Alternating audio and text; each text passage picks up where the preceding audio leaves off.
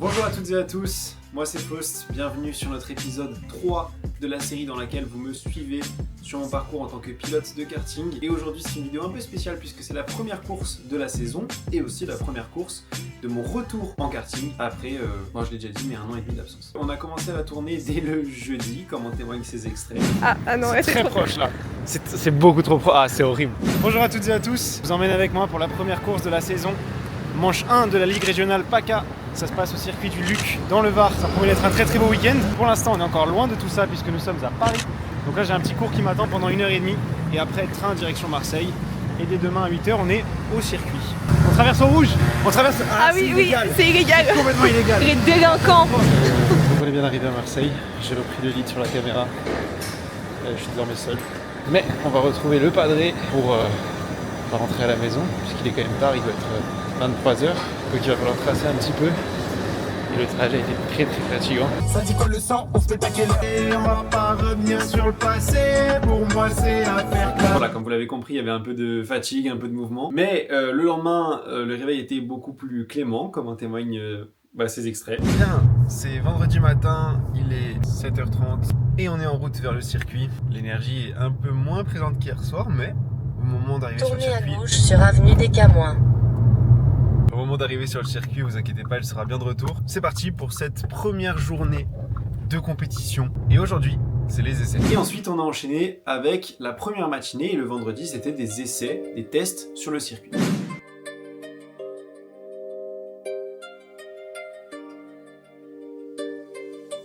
Bene bene, bene bene, bene bene, bene bene, bene bene, bene bene, bene bene, bene bene. Tereng tereng tereng tereng tereng tereng. J'suis dingue dingue dans ma tête. J'roule, j'me fais racole au feu par gitana. J'vois tes frères rentrer pour des peines à la Fofana. Tereng tereng tereng tereng tereng tereng. Bébé Tolo Mario et gauche la tête. Zamorano Di Baggio à Batistuta. Les attaquants au ballon car t'es parti pour gang gang, j'fais le mili, j'sors la CK. J'pose avec ma clope, avec mon féca. Moi, c'est l'occasion de me remettre en jambe. Il y a pas mal de petites tentatives, pas mal de recherches dans les réglages. On a trouvé pas mal de choses intéressantes, mais le phénomène majeur de cette matinée, ça a quand même été une petite casse moteur, disons-le comme ça.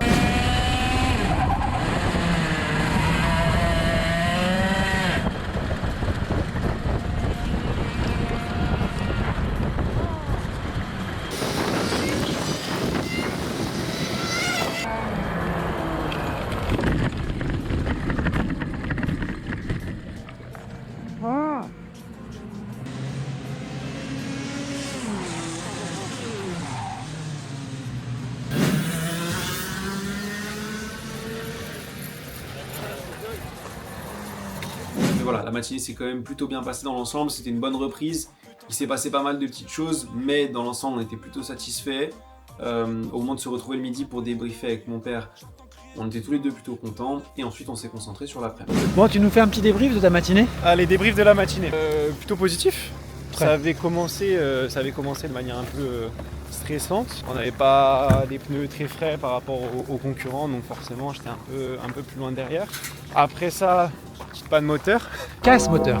Casse moteur. Casse moteur. Segment piston. Donc on a changé le moteur et là maintenant ça va très bien. J'ai fait des bons chronos après sur la session qui a suivi, là juste avant la pause déj. Là il faut qu'on fasse quelques petits réglages encore. On est un peu en dessous au niveau réglementation du poids.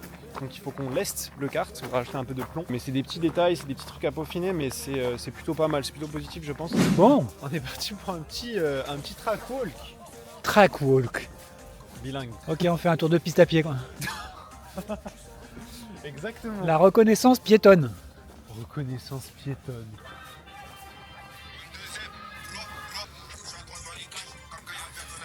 Donc on est actuellement en train de faire un repérage sur la piste qui consiste tout simplement à marcher dessus. Là c'est là où on roule avec nos cartes. En fait cette pratique elle est suivie par beaucoup de pilotes.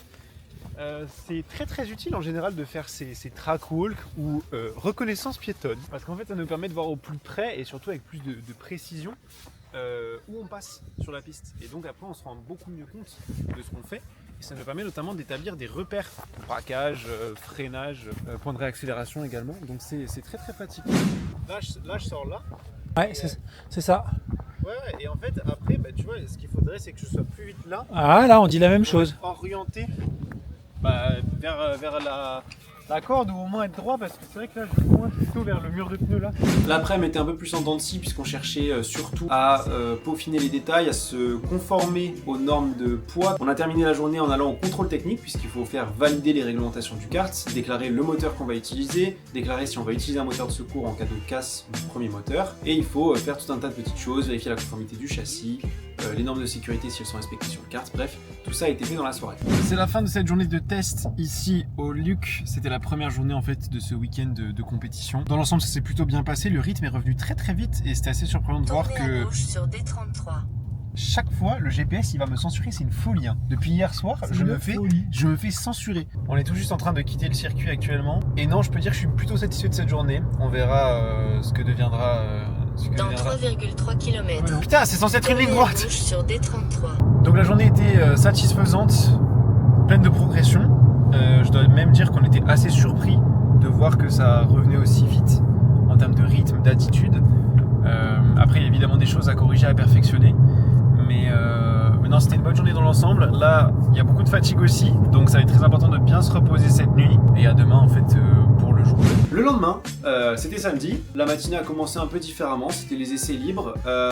Et je pense que à chaud, j'étais pas le plus heureux de ma performance. On était mélangé avec beaucoup d'autres pilotes et je crois que je cherchais mieux en termes de performance puisque comme en témoignent les images, j'étais pas très satisfait. 50, le 255 Oregia. Dis-moi. Pas mal. Pas mal. Ça veut dire quoi ? Et même en pilotage, c'est vachement mieux. Ça veut dire quoi, franchement ? La TP7 mettait un. Ça se joue à un dixième, quoi. C'était X30 ou cette générale ? X30. Petit à petit, on a trouvé nos réglages, on a trouvé nos dernières adaptations, nos derniers détails. Je me suis senti de mieux en mieux dans le karting et on est parti pour les essais chrono, les essais qualificatifs en fait. La séance qui détermine en 6 minutes notre position pour la grille de départ pour le reste des courses. Puisqu'un week-end, ça se passe comme ça. Le vendredi, vous avez en général les tests. Le samedi, le matin, c'est régulièrement des essais libres. Puis, dans l'après-midi, on va commencer avec une séance d'essai chronométré. Comme j'ai dit, c'est une séance de 6 minutes, pendant laquelle, comme en Formule 1, le but en fait c'est de faire le meilleur temps possible pour se placer sur la grille de départ pour ce qu'on appelle les manches qualificatives. Manches qualificatives, il y en a plusieurs.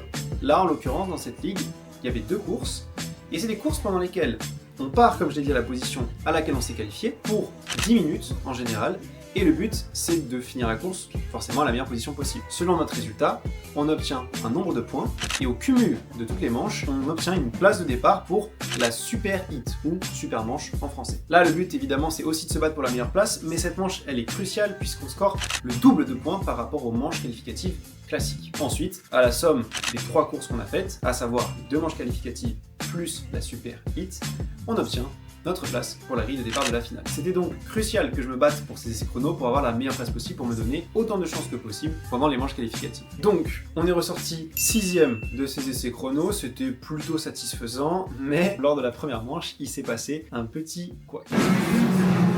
Non, on s'en fout là de la vidéo. Ça a cassé net.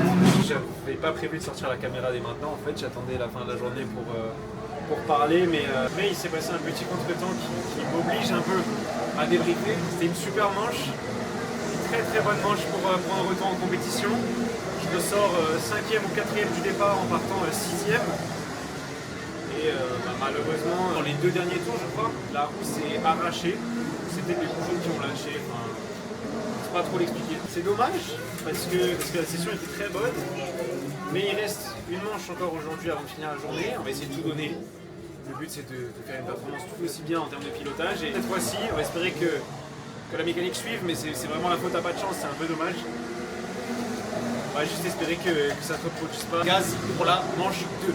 Ensuite, j'ai pas eu le réflexe de sortir la caméra en quittant le circuit ce samedi soir-là. Mais la deuxième manche était un peu plus brouillonne. On est parti 6ème pour finir 6ème. C'était donc une course assez correcte, pas transcendante. mais correct. Et j'étais physiquement complètement cuit après cette manche. C'est pour ça que j'ai pas forcément pris le réflexe de sortir avec la caméra, ni moi ni mon père.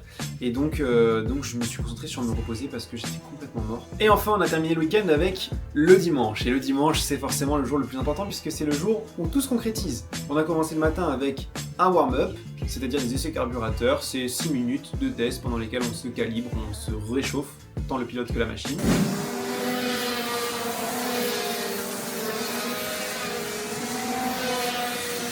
Puis, on est passé à donc la Super Heat, et si vous avez suivi ce que je vous ai dit jusqu'à maintenant, vous savez que cette manche a été cruciale. Or, également un petit incident pendant cette Super Heat qui malheureusement m'a contraint à abandonner la course. Donc voilà, c'était un accrochage léger avec un concurrent pendant le premier tour, mais ça m'a contraint à l'abandon et ça me mettait en très mauvaise posture pour le départ de la finale, puisque là, vous l'aurez compris, au cumul des points, je savais que j'en aurais pas énormément à cause de mes deux abandons, le premier lors de la première manche et le second en Super Heat. Et ça s'est confirmé puisque je suis parti 12e pour la finale.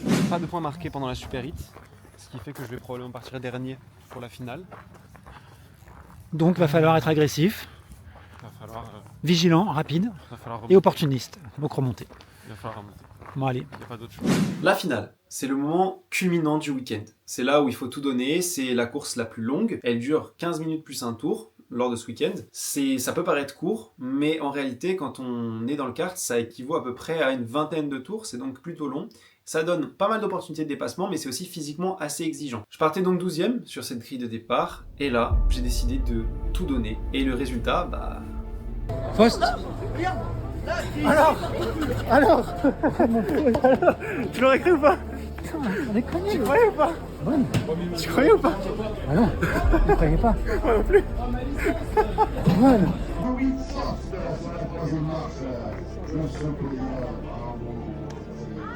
La deuxième place pour Derrière Matteo.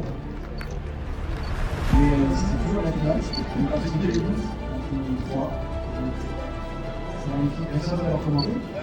Merci à toute l'équipe, merci à CKR, merci à Zoli d'avoir fait le cas. Merci aussi à la SL aussi pour le cas de cette saison. Merci à tous.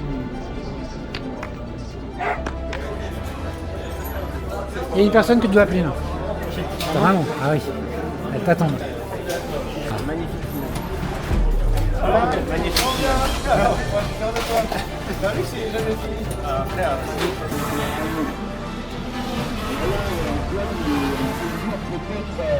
On finit P3. Il a secoué là.